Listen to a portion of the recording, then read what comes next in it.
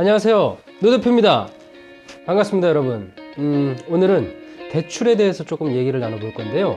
집을 처음 매수하거나 또 대출을 처음 받을 때, 아니면 또 경매에서 낙찰을 받아서 대출을 또 받아야 할 때, 여러분들이 많이 궁금하실 거예요. 대출이 가능한가? 또 대출이 나한테 얼마나 나올 수 있을까? 사실은 뭐 이제 이런 대출에 대한 거는 전문가가 얘기를 해주시는 게 가장 좋은데요. 노 대표가 부동산 전문가지만 대출 전문가는 아니기 때문에 아주 디테일한 부분까지는 말씀드리기 그렇지만 전반적인 흐름에 대해서는 여러분에게 좀 도움을 드리도록 하겠습니다. 우리가 좀 오해를 많이 하는 것 중에 하나가 은행에 다니시는 분들한테 그냥 대출을 물어보면 다 알 거라고 생각해요. 근데 실제적으로 그렇지 않거든요. 저도 그렇게 생각을 해가지고 은행에 다니시는 분한테 대출을 물어보면 사실은 그 대출 전문가가 아니면 잘 몰라요. 그래서 은행 창구 직원분이나 또 은행에서 일하신다고 해서 모두 이 대출을 다 알고 계신다고 생각하시면 오산입니다. 부동산도 마찬가지예요. 개개인의 그 전문 분야가 있거든요. 노 대표는 뭐 상가하고 오피스가 전문 분야라고 한다면은 토지를 전문으로 하고 계시는 분들도 계시고 뭐 분양을 전문으로 하시는 분들도 계시고요. 또 주택을 전문으로 하시는 분들도 계십니다. 대출도 마찬가지입니다. 대출 전문가에게 상담을 받는 게 그래서 가장 좋습니다. 그래서 제 주변에도 은행에 다니시는 분들 계신데 대출 물어보면 쥐뿔도 모르더라고요. 아무것도 모르시더라고요. 자기들도 대출 받아야지 안 돼요. 그러니까 여러분 전문가 있고 모든 약은 약국에서 전문가는 전문가 약은 약국에서 상담은 전문가이고 알겠죠? 여러분?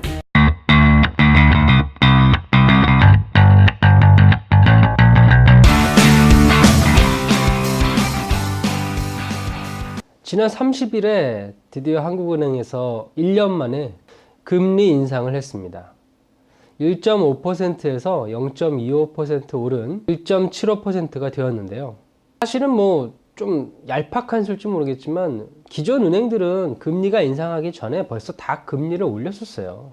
그래서 이번 금리 인상으로 인해서 뭐 굉장히 파급 효과가 크거나 그러지는 않을 거라고 생각하는데요.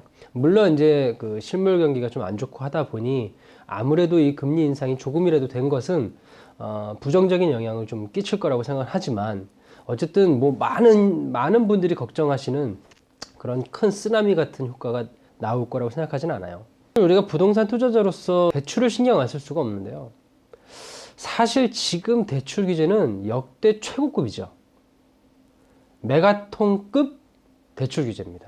사실 부동산 투자자분들이 굉장히 그래서 좀 긴장하고 있고 좀 얼어있는 그런 분위기가 조성이 됐습니다. 그래서 더더욱이 이 대출에 대해서 궁금하신 분들이 많을 거예요. 보통 매매를 할 때 집값이 5억이면 5억이 다 있어야 집을 매매할 수 있나요? 하는 뭐 이런 질문들도 갖고 계실 텐데 사실 뭐 당장은 5억이 없어도 됩니다. 대부분 계약금은 한 5%에서 10% 정도 되고요. 중도금이 한 40% 정도, 나머지 잔금이 50에서 한 90% 정도를 내는 건데요. 뭐 이렇게 어느 정도 기간을 거쳐서 내기 때문에 사실 뭐 집 5억짜리를 매수를 한다고 해도 바로 당장 5억이 필요한 건 절대 아닙니다. 보통은 한 5천만 원만 있어도 사실 집 5억짜리를 바로 계약하는 데는 전혀 문제가 없습니다. 그런데 예를 들어서 집값이 5억인데 전세가가 4억 5천이에요. 그럴 경우는 어떻게 될까요? 그럼 뭐 5억을 다 내고 나중에 내가 뭐 4억 5천만 원을 다시 받나요? 하는 질문들도 있을 수 있는데 실제적으로 거래에서는 매매가에서 전세금을 제외해서 5천만 원 가지고 계약을 하고요. 나중에 이제 전세금을 잔금으로 하는 형태가 많이 이루어집니다.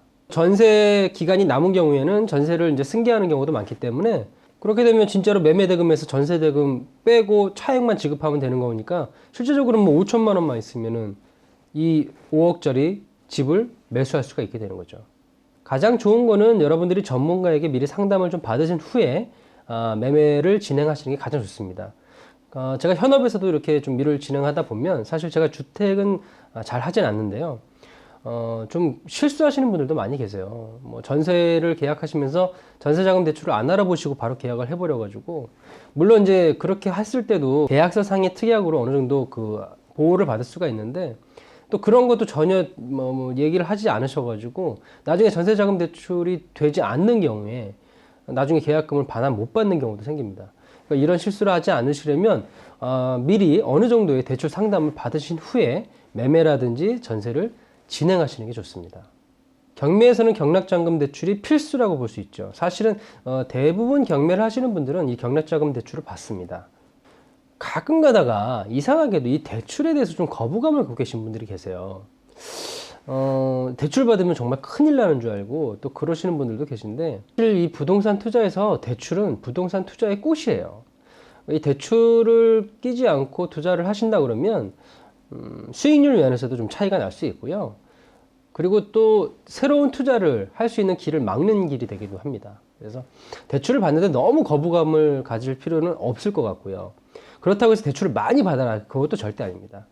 제가 저번 강의에서도 말씀드렸지만 본인이 어느 정도 여유 자금은 갖고 계셔야 돼요. 그러니까 어느 정도의 여유 스페어를 꼭 갖고 계셔야지 대출을 정말 만땅 받으시면 본인의 라이프 사이클의 위험을 받을 수가 있어요. 그래서 만땅은 안 좋습니다. 주유소에서도 기름 넣을 때 만땅 안 좋습니다. 차의 연비를 떨어뜨리는데 아주 중요한 역할을 합니다. 그래서 만땅은 좋지 않는 걸로. 그래서 일단 경락자금 대출을 받을 때 보통 이제 그 부동산의 종류에 따라서 대출 나올 수 있는 한도 금액이 좀 틀려요. 이게 완벽한 건 아니지만 좀 바뀌기도 하거든요. 대략적으로 설명을 드리면 아파트나 빌라가 대략 한 70% 정도 나온다고 생각하시면 될 것 같고요. 낙찰 금액이나 감정가 금액에서 좀 낮은 것이 기준이 될 겁니다. 주택 같은 경우는 한 50% 정도 보시면 될 것 같고, 상가나 점포 같은 경우에 한 80에서 90% 정도. 아무래도 조금 다른 거에 비해서 대출이 조금 더 많이 나오죠. 공장도 한 70에서 80%. 그래서 최근에 뭐 아파트형 공장에 투자하시는 분들은 대출이 좀 많이 용이하시기 때문에 투자하시는데 조금 더 아무래도 수월하지 않았을까, 이런 생각 한번 해봅니다. 그리고 토지가 한 70에서 80% 좀 그 정도 나올 것 같고요. 하지만 이제 조심하셔야 될 것이 좀 특수 물건들이라든지 뭐 유치권이 있다든지 이런 부분들에 있어서는 대출이 쉽지가 않아요. 그런 매물들을 낙찰을 받으시려고 할 때는 반드시 대출을 미리 꼭 체크해 보셔야 됩니다.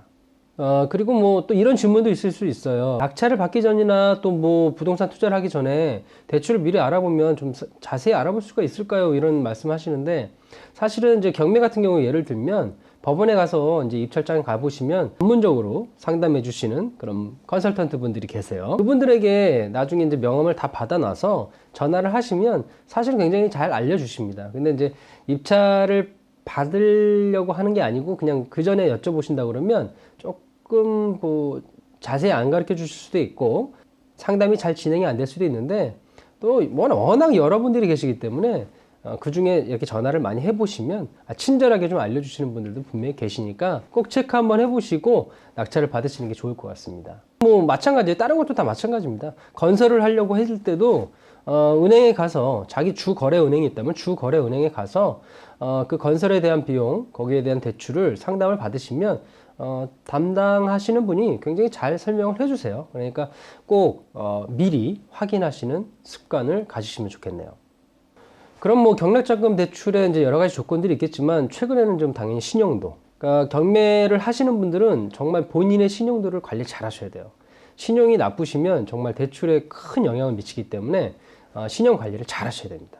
카드 이용료라든지 당연히 또 세금, 기존에 이제 대출 이자라든지 이런 납입이 연체되거나 그러면 굉장히 신용도를 떨어뜨리기 때문에 그 부분에 관리를 잘 하셔야 돼요.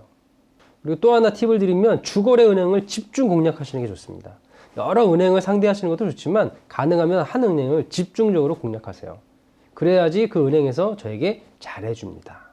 그리고 본인 신용 등급 조회하는 건 여러분들 잘 아시죠? 뭐 크레디트나 마이크레디트, 신용평가회사에서 이제 등급 조회하면 본인의 신용도를 알 수 있으니까요. 궁금하시면 조회 한번 해보셔도 됩니다. 그리고 현금 서비스는 받으시면 또 역시 신용도에 안 좋은 영향을 끼쳐요. 제2금융권이나 대부업체에서 대출을 받은 것이 있다면 그런 것도 마이너스 요인이 됩니다. 이 개인의 신용도는 본인이 철저하게 관리를 잘 하셔야 투자하시는 데 문제가 없습니다. 그리고 뭐 마찬가지 필요 없는 대출금은 바로 상환해 버리시거나 전환 대출을 하시는 것도 괜찮습니다. 그리고 은행 가서 대출을 받을 때는 아마 그 소득 증빙 자료를 요청할 거예요. 그러니까 소득 증빙 자료를 잘 준비하셔가지고 필요 서류와 함께 은행에다 내시면 될 것 같습니다. 이제 매수를 했을 때 대출을 받을 경우에는 계약서를 들고 은행을 찾아가시면 돼요. 그러면 이제 잔금 이제 서류가 통과가 되고 대출이 확정되면 잔금일에 대출금을 그 매도자에게 송금을 해줍니다. 은행에서. 그러면 결과적으로 이제 대출금 뺀 차액만 여러분이 금액을 준비하시고 잔금 처리를 하시면 되는 거죠. 그리고 신용대출을 뭐 최대한 받았는데 담보대출도 가능할까요? 하는 질문들도 있는데, 이건 뭐 본인의 신용도에 따라 틀리긴 하지만 사실 가능은 합니다. 아무래도 이제 부동산의 그 매물의 그 컨디션이라든지 뭐 감정가라든지 이런 것도 분명히 작용을 많이 할 거고요. 그리고 이제 이런 질문 많이 하시죠. 경매로 낙찰을 받았는데 대출이 경매는 많이 나온다고 하니까 지금도 많이 나오죠? 하는 질문들 많이 하시는데, 이 9.13 대책 이후에는 경매로 낙찰을 받았다고 해도 일반 매매에서 받는 대출하고 별 차이가 없이 똑같습니다. 그래서 이제 많은 한도가 필요하다 그러면은 뭐 개인 대출보다는 사업자 대출이나 법인 대출이 좀 더 용이할 것 같고요.